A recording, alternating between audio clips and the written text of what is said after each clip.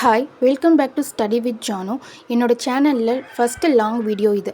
நிறைய பேர் எனக்கு இன்ஸ்டாகிராமில் வந்து டிஎம் பண்ணியிருந்தீங்க, கமெண்ட்ஸ் பண்ணியிருந்தீங்க. அதை கிளாரிஃபை பண்ணுறதுக்காக தான் இந்த வீடியோ வந்து நான் ஷேர் பண்ணுறேன். என்கிட்ட கேட்டது என்னென்னா, நான் டிஎன்பிசி படிக்கணும்னு ரொம்ப ஆசைப்பட்றேன், எனக்கு விருப்பம் இருக்குது. பட் எப்படி படிக்கணும், எங்கேருந்து ஸ்டார்ட் பண்ணணும் அப்படிங்கிற எனக்கு ஒரு ஐடியாவே இல்லை, ஒரு கைடன்ஸே இல்லை. எனக்கு ஏதாவது டிப்ஸ் கொடுங்க அப்படின்னு நிறைய பேர் கேட்டிருந்தீங்க. அவங்களுக்காக தான் இந்த வீடியோ வந்து நான் ஷேர் பண்ணுறேன். நியூவாக டிஎன்பிசி படிக்க நீங்கள் ஸ்டார்ட் பண்ணுறீங்கன்னா ஃபஸ்ட்டு ஃபாலோ பண்ண வேண்டிய 5 பாயிண்ட்ஸ் வந்து இருக்குது. அதில் பாயிண்ட் 1 என்னென்னா எக்ஸாம் செலெக்ஷன். நீங்கள் எந்த எக்ஸாம் படிக்க விருப்பப்படுறீங்களோ அந்த எக்ஸாம் வந்து கோல் மாதிரி செட் பண்ணிக்கணும். குரூப் 4ஆ 2ஆ இல்லை 1ஆ இல்லை நான் 3ஐயுமே கம்பைன் பண்ணி படிக்கிறேன்னா அதுக்கேற்ற மாதிரி மைண்டில் ஃபஸ்ட்டு நீங்கள் ஃபிக்ஸ் பண்ணிக்கணும். பாயிண்ட் நம்பர் 2 வந்து என்ன எக்ஸாம் நீங்கள் படிக்க நினைக்கிறீங்களோ அதுக்கான சிலபஸை வந்து பிரிண்ட் அவுட் எடுத்து நீங்கள் கையில் கண்டிப்பாக வச்சுக்கணும். ப்ளஸ் அதில் என்னென்னலாம் கொடுத்துருக்காங்க அப்படின்னு சொல்லிட்டு ஒரு அனலைஸ் பண்ணணும். டாபிக் வைஸ், யூனிட் வைஸில் என்னென்ன டாபிக்ஸ் எல்லாம் கொடுத்துருக்காங்க அப்படின்னு வந்து ஃபர்தராக நீங்கள் ஒரு தடவை ரீட் பண்ணி உங்களுக்கு எப்படி அண்டர்ஸ்டாண்ட் பண்ணணும்னு தோணுதோ அந்த மாதிரி நீங்கள் அண்டர்ஸ்டாண்ட் பண்ணி வச்சுக்கணும். நெக்ஸ்ட்டு பாயிண்ட் த்ரீ வந்து புக்ஸ் அண்ட் மெட்டீரியல்ஸ் வந்து நீங்கள் கலெக்ட் பண்ணணும். புக்ஸ் அப்படின்னா ஸ்கூல் புக்ஸ் தான் மஸ்ட்டு. 6th to 12th வரைக்கும் இருக்கக்கூடிய புக்ஸ் எல்லாமே நீங்கள் கலெக்ட் பண்ணணும்.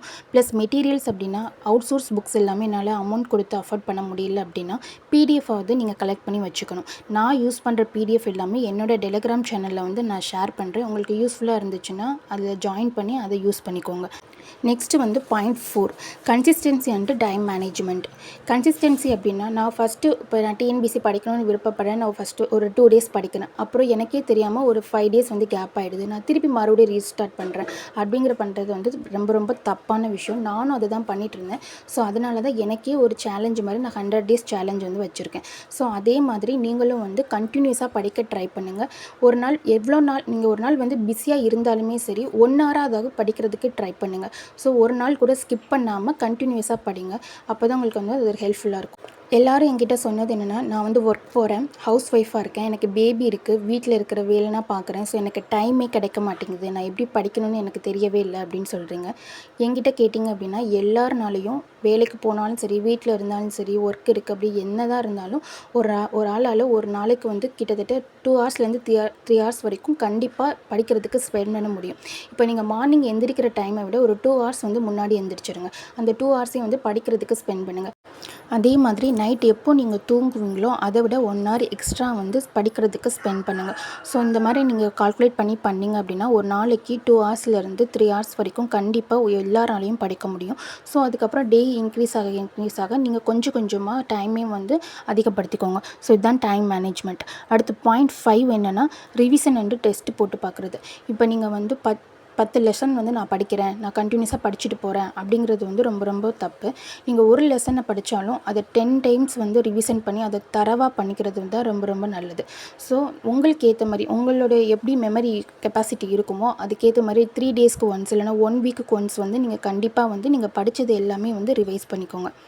அதே மாதிரி இப்போ நீங்கள் ஒரு நாளில் வந்து என்னெல்லாம் படிக்கிறீங்க அப்படியோ அதை வந்து நைட்டு தூங்க போகிறதுக்கு முன்னாடி ஒரு 1/2 hour அதுக்குன்னு டைம் ஸ்பெண்ட் பண்ணி ஒரு நாள் படித்தது எல்லாமே வந்து ஒரு தடவை ரிவைஸ் பண்ணிவிட்டு நீங்கள் தூங்க போங்க. ஸோ அதுக்கப்புறம் வந்து டெஸ்ட் அட்டன் பண்ணி பார்க்குறது.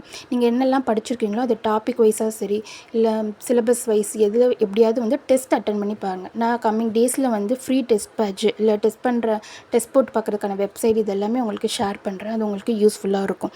ஸோ இந்த மாதிரி விஷயத்தை வந்து நீங்கள் ஃபாலோ பண்ணி படிக்க ஆரம்பிச்சிங்க அப்படின்னா உங்களுக்கு ஒரு கிளாரிட்டி கிடைக்கும். நான் வந்து இதுதான் ஃபாலோ பண்ணேன், எனக்கு ஒர்க் அவுட் ஆச்சு. ஸோ நீங்களும் வந்து ட்ரை பண்ணி பாருங்கள்.